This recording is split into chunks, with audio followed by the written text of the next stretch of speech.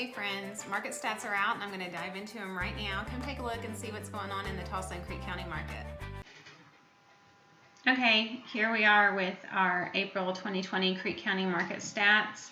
This is so interesting because remember April, we were sheltering in place, and in Tulsa County the closed listings went down from this time last year. But if you look at it in Creek County, the closed listings actually increased by 8%. So that's pretty amazing in itself.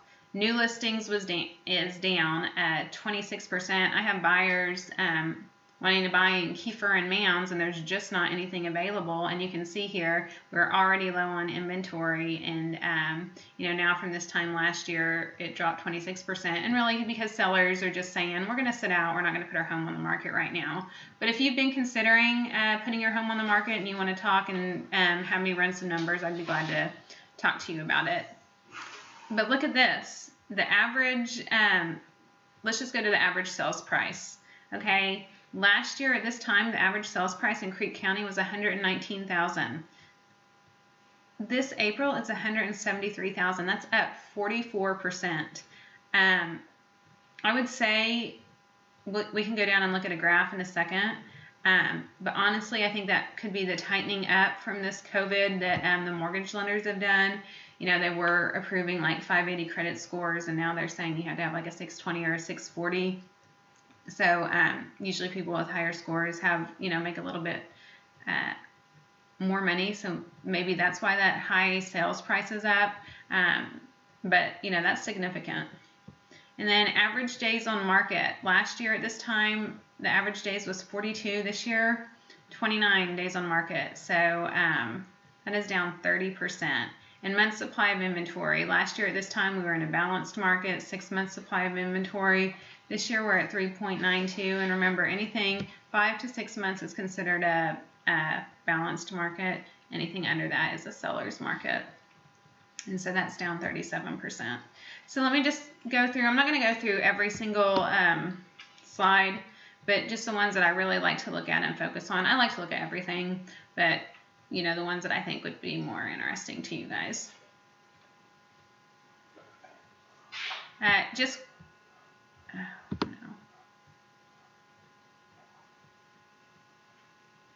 Just quickly, so you can see our closed listings, 28% of the closed listings were in the $125,000 to $175,000 price range. 12% were in $175,000 to $200,000. 15% were in $200,000 to $300,000, and 10% were in $300,000 and up.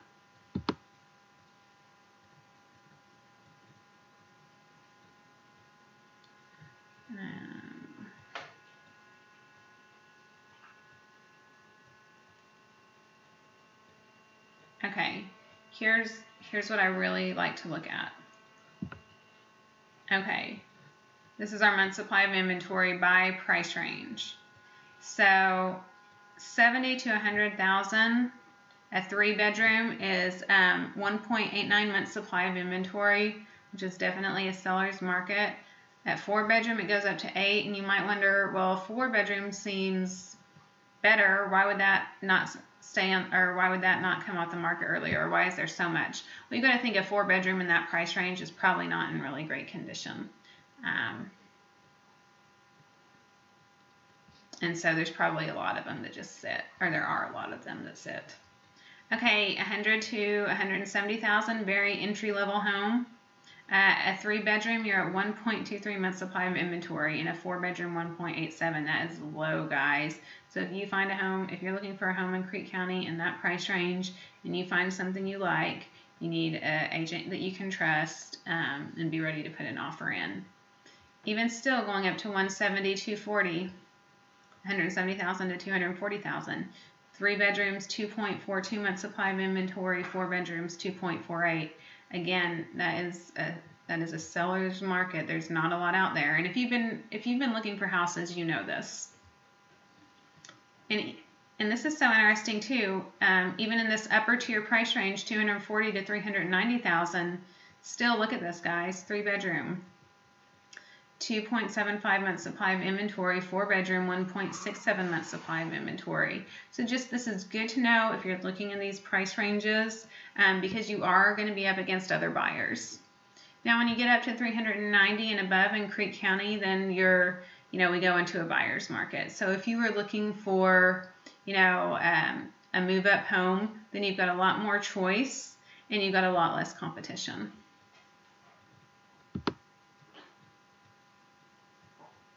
Average days on market. For the 100 to 125,000, the 3-bedroom is staying on the market an average of 10. 125 to 175, 23 for a 3-bedroom. 4-bedroom, 57.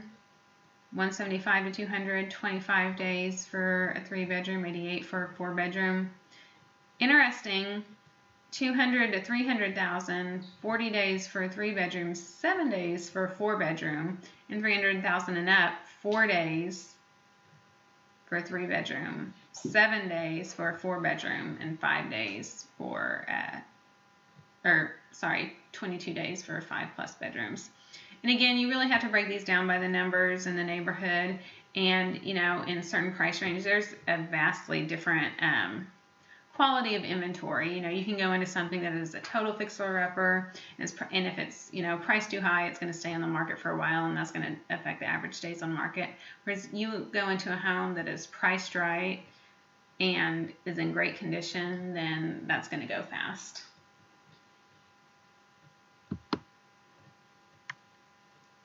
Okay.